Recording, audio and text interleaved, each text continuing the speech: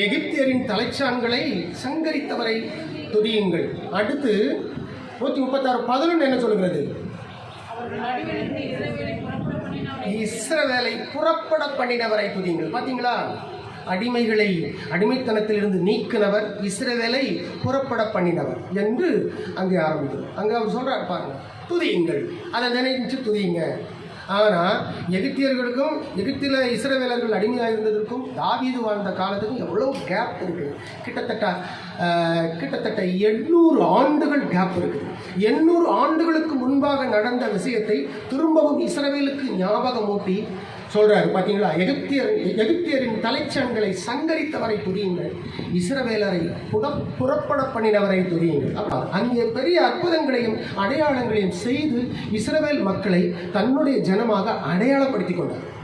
அந்த அடையாளம், அந்த அற்புதம், அதை நினைத்து தான் துதிக்கிறார். ரஷ்யாவில் என்ன நடந்துச்சு தெரியுமா?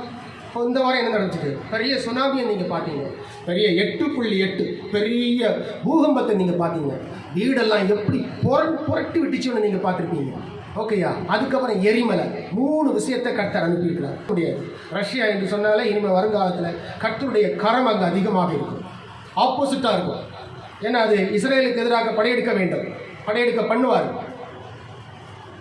இந்த வருஷம் முடிவுக்கு முன்னாடி இன்னும் என்னென்ன நடக்குன்னு சொல்ல முடியாது. கடைசி காலத்தில் நாம் நெருங்கிக்கிட்டு இருக்கிறோம். எது வேணாலும் நடக்கலாம், என்ன வேணாலும் நடக்கலாம் பிரியமானவர்களே. அப்போ எகிப்தை பற்றி பைபிளில் 700 தடவை சொல்லப்பட்டிருக்கு, 700 டைம்ஸ். ஏன் தெரியுமா? ஏன் அப்படி 700 டைம்ஸ்? அது தீர்க்க தரிசனமாக இருக்கும், சாபங்களாக இருக்கும், ஆசீர்வாதங்களாக இருக்கும், அழிவை குறித்ததாக இருக்கும். அப்படி பல நிலைகளில் எகிப்தை குறித்து பைபிளில் 700 தடவை சொல்லப்பட்டிருக்கு. ஏன் தெரியுமா? எகிப்து ஒரு பழைய நாடு. 6000 ஆண்டு காலம் மனித சரித்திரம் இப்பொழுது ஓடிக்கொண்டிருக்குது, ரன்னிங் இருக்குது. 6000 இயர்ஸில் நீங்களும் நான் உள்ளே இருக்கிறோம். 6000 ஆண்டு காலம் மனித வரலாறுல எகிப்து 3000 ஆண்டுகள் உலகத்தில் பெரிய கம்பீரமாக இருந்தது. இந்த அளவு 3000 ஆண்டுகள் உலகத்தில் கம்பீரமாக நின்ற பேரரசு இல்லவே இல்லை. பிரிட்டன் என்று சொல்லப்படுகிற பேரரசு 200 ஆண்டுகள் தான் உலகத்தில் பெரிய அளவில் பேரரசாகி நின்றது, தெரியுமா?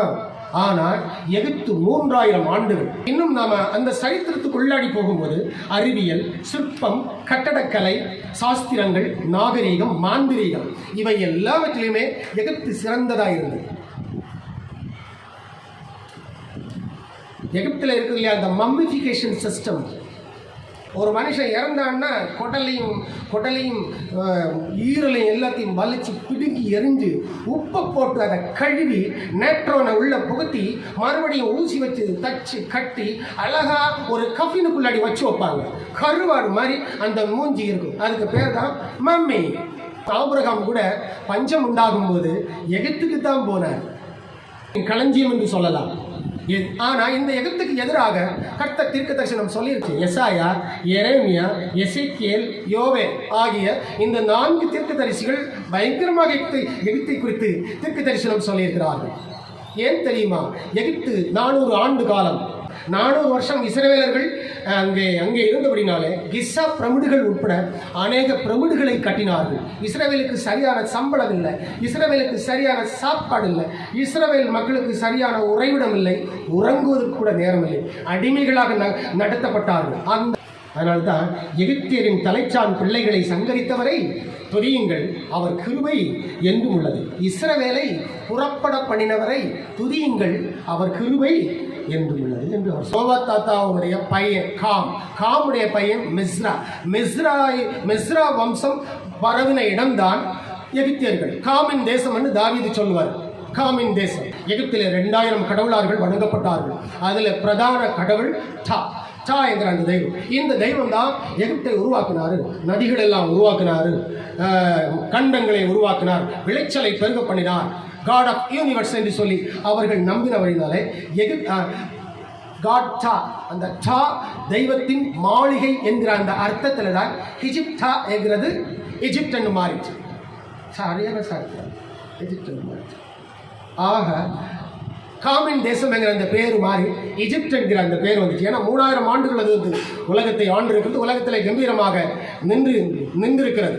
இன்னைக்கு எகிப்துடைய நிலைமை கொஞ்சம் உலகத்திலிருந்து ஒரு 20வது இடத்துல தள்ளப்பட்டு கிடக்குது. இன்னைக்கு உலக அரசியலில் அப்படி கணக்கு போடும்போது ஒரு 20வது இடத்துக்கு அது தள்ளப்பட்டிருக்கிறது. ஆக எகிப்திலிருந்து அந்த காலத்தில் யாருமே அந்த இஸ்ரவேல் மக்களை அவ்வளவு சீக்கிரம் விடுதலை பண்ண முடியாது.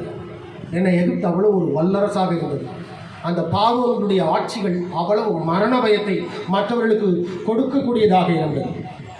எகிப்து அந்த காலத்தில் ஒரு 550 கிலோமீட்டர் சுற்றளவு கொண்ட ஒரு பட்டணம். 550 கிலோமீட்டர்னா பாருங்கள். இந்த 550 கிலோமீட்டர் சுற்றளவில் தான் இஸ்ரவேலர்கள் தங்கியிருந்தார்கள். அவர்களுடைய பிரமிடுகள், அவர்களுடைய அந்த நைல் நதி, அவர்களுடைய பேரரசு, மாளிகை என்று சொல்ல இதெல்லாம் மேலே நடக்கும். 2000 தெய்வங்களை அவர்கள் வணங்கினார்கள். அப்போ இந்த 2000 தெய்வங்களில் ஒரு தெய்வம் கூட கர்த்தர் இறங்கும்போது காப்பாற்ற முடியல, தெரியுமா? காட் தா, அதுவும் காப்பாற்றல. அதுக்கப்புறம் இன்னொரு தெய்வம் சன் காட், அதுக்கு பேர் ரான்னு பேர், காட் ரா, அந்த தெய்வமும் காப்பாற்ற வரல. அப்புறம் இன்னொரு வசீரிஸ்ங்கிறது ஆஃப்டர் லைஃப் காட் அப்படின்னு வருது. அப்படின்னா செத்ததுக்கப்புறம் எகிப்தியர்கள் அவர் கடவுள், அப்படி after life, the god of after life அப்படின்னு வரும். அதுக்கப்புறம் இசிஸ், காட் இசிஸ், இதெல்லாம் இந்தியாவில் தெரியாது. இசிஸ் சொன்னால் மேஜிக் பண்ணும்போது காட் இசிஸை அவர்கள் வணங்குவார்கள். அதுக்கப்புறம்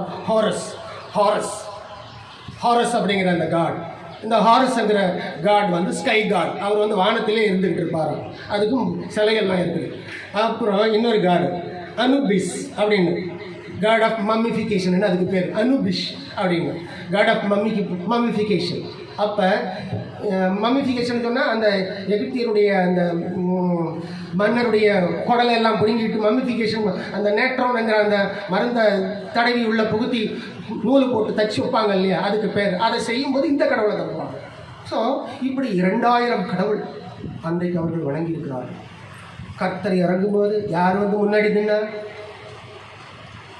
எகிப்தின் தலைச்சான் பிள்ளைகளை சங்கரித்தவரை துதியுங்கள், அவர் கிருபை என்று கொள்ளும். அவர் இறங்கும்போது எதுவுமே பக்கத்தில் வராது. கர்த்தர் உங்களை விடுவிக்கிறவராகவே இருப்பார், கர்த்தர் உங்களை காக்கிறவராகவே இருப்பார், பாதுகாக்கிறவராகவே இருப்பார். அன்னைக்கு எகிப்த மாதிரி இன்னைக்கு ரஷ்யா இருக்குது. வருகின்ற நாட்களில் இஸ்ரேலுக்கு எதிராக ரஷ்யாவை ஆண்டவர் கடத்துவார், நடத்தி கொண்டு போய் நிற்க வைப்பார். நிற்க வச்சு அங்கே அற்புதத்தை செய்ய போறாரு. ஆனால் இப்போ உலகமெல்லாம் பேசுது, ரஷ்யா ஒருவேளை இஸ்ரேலுக்கிட்ட படையெடுத்துன்னா இஸ்ரேல் இத்தனோண்டு தான் இருக்குது, குட்டி நாடு. ஆனால் ரஷ்யா பயங்கர பவர். எப்படி தப்பிக்க போகுது? நிச்சயம் விடுதலை உண்டு. எகிப்தில் எப்படி இஸ்ரவேல் மக்களை கர்த்தர் விடுதலை ஆக்கினாரோ அதே மாதிரி இஸ்ரவேலில் நிச்சயம் என்ன உண்டு? விடுதலை. இஸ்ரவேலுக்கு விடுதலை கொடுக்கிறவர். அதனால கர்த்தர் உங்களுடைய வாழ்க்கையில் ஒரு விடுதலை, ஒரு அற்புதம், ஒரு நன்மை கிடைக்கணும்னா வரும்போது நன்றி சொல்லுங்க, தேங்க்ஸ் சொல்லுங்க, துதிங்க. கிடைக்கலன்னா காத்துருங்க.